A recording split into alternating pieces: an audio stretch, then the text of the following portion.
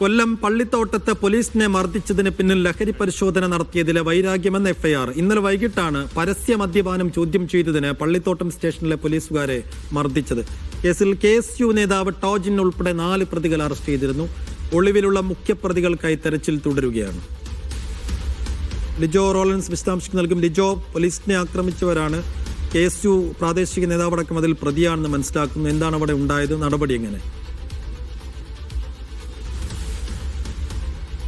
സൈഫുദ്ദീൻ, ഇന്നലെ വൈകുന്നേരം 7 മണിയോടുകൂടെയായിരുന്നു പള്ളിത്തോട്ടം SHOയുടെ നിർദ്ദേശത്തിന്റെ അടിസ്ഥാനത്തിൽ SI ഉൾപ്പെടുന്ന ഒരു സംഘം പരിശോധനയ്ക്കായി പോയത്. അത് സിവിൽ ഡ്രസ്സിലായിരുന്നു അവർ പോയിരുന്നത്. അവിടെ അതായത് ഈ പള്ളിത്തോട്ടത്തിന്റെ സ്റ്റേഷൻ പരിധിയിൽപ്പെട്ട പല ഭാഗങ്ങളിലും ലഹരി വ്യാപനം രൂക്ഷമായെന്ന പരാതിയെ തുടർന്നായിരുന്നു പരിശോധന നടത്തിയത്. അങ്ങനെ ഗലീല എന്ന് പറയുന്ന ഒരു സ്ഥലത്തിന് ആ ഭാഗം എത്തുന്ന സമയത്തായിരുന്നു ഈ ഒരു 6-അംഗ സംഘം അവിടെ ഇരിക്കുന്നത് ശ്രദ്ധയിൽപ്പെടുകയും അവരുടെ അടുത്തേക്ക് പോകുന്ന സമയത്ത് അവിടെ ഒരു തർക്കമുണ്ടായി. പോലീസ് പറയുന്നത് ഇങ്ങനെയാണ്, ID കാർഡ് ഉൾപ്പെടെ കാണിച്ച് പോലീസാണെന്ന് പറഞ്ഞു. അത് പരസ്യ മദ്യപാനത്തെ ചോദ്യം ചെയ്തു.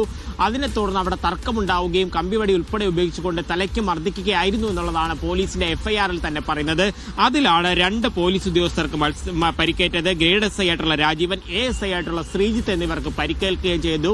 തുടർന്ന് കൂടുതൽ പോലീസ് എത്തിയാണ് പ്രതികളെ പിടികൂടിയത്. 6-അംഗ സംഘത്തിൽ 4 പേർ പിടിയിലായിട്ടുണ്ട്. 1ഉം 2ഉം പ്രതികളാണ് ഇനി പിടിയിലാകാനുള്ളത്. അതിന് കാരണമായി FIR-ൽ പറയുന്നത് ലഹരി പരിശോധന നടത്തിയതിൽ വൈരാഗ്യം. അതായത് ആ മേഖലയിൽ പലതവണയായി ലഹരി സംഘങ്ങൾ ഉണ്ടാവുകയും അവിടെ തമ്മിൽ അടിയൊക്കെ ഉണ്ടാകുന്നതിനെ തുടർന്നാണ് പരിശോധന നടത്തിയത്.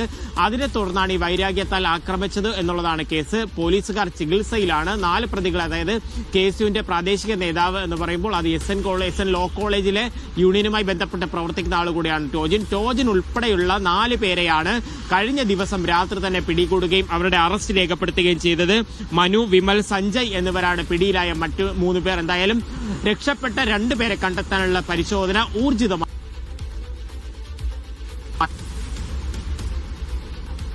ശരി, രക്ഷപ്പെട്ട് കടന്നു കളഞ്ഞവരെ പിടികൂടാനുള്ള ശ്രമം, അന്വേഷണം ഊർജിതമായി നടക്കുന്നു. ലിജോ റോളൻസ് വിശദാംശങ്ങൾ നൽകിയത്. മറ്റു വാർത്തകൾ.